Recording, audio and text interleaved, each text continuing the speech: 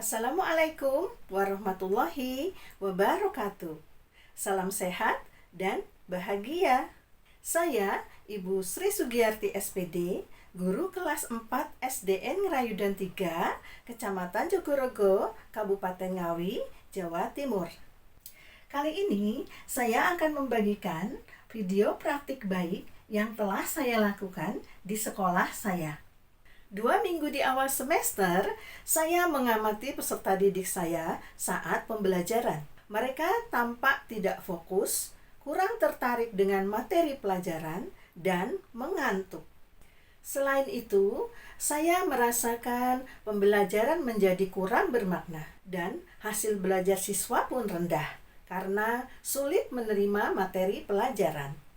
Melihat kondisi seperti ini, saya segera mengambil langkah awal dengan melaksanakan asesmen diagnostik untuk melihat, pertama, kesiapan belajar peserta didik. Kedua, minat peserta didik. Yang ketiga, gaya belajar peserta didik. Dan yang keempat, kemampuan awal peserta didik terkait materi yang akan saya sampaikan. Asesmen diagnostik kognitif yang saya lakukan dengan memberikan beberapa pertanyaan terkait materi. Asesmen non-kognitif saya melakukan dengan membagikan angket terkait dengan gaya belajar mereka. Dari hasil asesmen diagnostik, saya membagi peserta didik menjadi 3 kelompok berdasarkan ranking hasil asesmen. Kelompok pertama adalah kelompok atas, kelompok kedua adalah kelompok sedang, dan kelompok yang ketiga adalah kelompok rendah.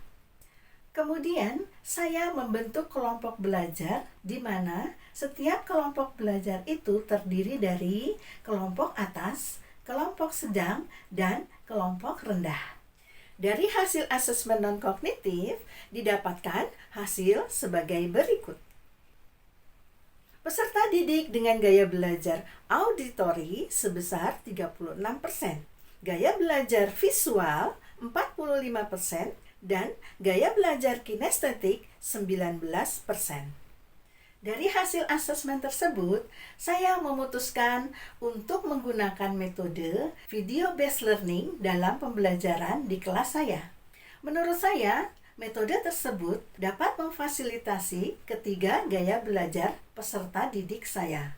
Untuk melaksanakan pembelajaran dengan metode video based learning, saya memanfaatkan video yang telah saya buat dan telah saya unggah pada fitur perangkat ajar di platform Merdeka Mengajar. Kegiatan pembelajaran diawali dengan berdoa. Untuk mengkondisikan peserta didik agar fokus saat pembelajaran, saya melakukan ice breaking. Pagi anak-anak! Pagi! Ayo konsentrasi!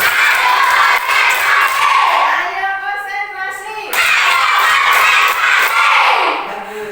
Selanjutnya, menyampaikan tujuan pembelajaran kepada peserta didik. Anak-anakku sekalian, pada pagi ini akan mempelajari tentang selanjutnya. Nah, anak-anak, sebelum pembelajaran dimulai, Ibu akan membentuk kelompok belajar untuk kalian berdiskusi. Akila, maju. Kansa, di tengah, kelompok 2. Dea, kelompok 3.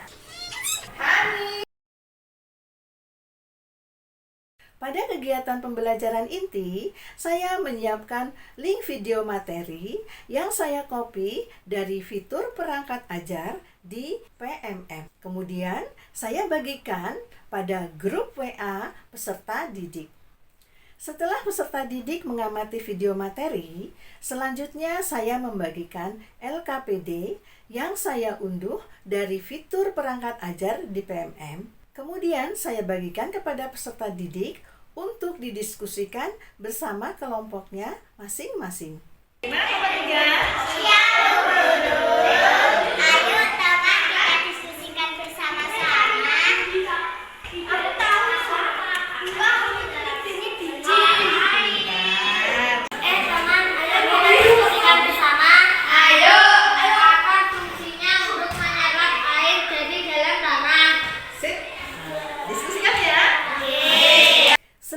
belajar dengan metode video based learning dan berdiskusi, siswa juga melakukan proyek yang akan menguatkan pengetahuan mereka.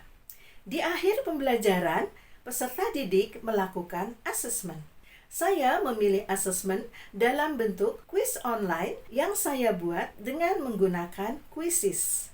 Anak-anak siap untuk melakukan ulangan online? Baik, sekarang perhatikan HP-nya masing-masing, nanti masukkan kodenya, nggih.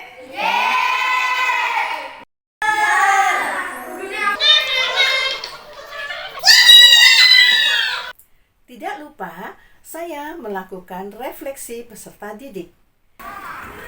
Bagaimana pendapat kalian tentang pembelajaran tadi? Seru, karena menggunakan video. Sekarang saya mengerti tentang bagian-bagian tubuhan serta fungsinya. Aku juga jadi lebih paham. Iya, kita jadi semangat belajar ya. Iya. Dan refleksi dari rekan-rekan guru yang lain. Pembelajaran dengan metode video based learning yang digunakan oleh Bu Sri Sugiyarti tadi sangat menginspirasi saya, dan saya akan mencoba menerapkan di kelas saya. Dalam konten video pembelajaran yang disampaikan oleh Bu Sri Sugiyarti, kualitasnya bagus, gambarnya menarik karena ada animasi. Durasinya pun cukup sehingga tidak membosankan dalam pembelajaran.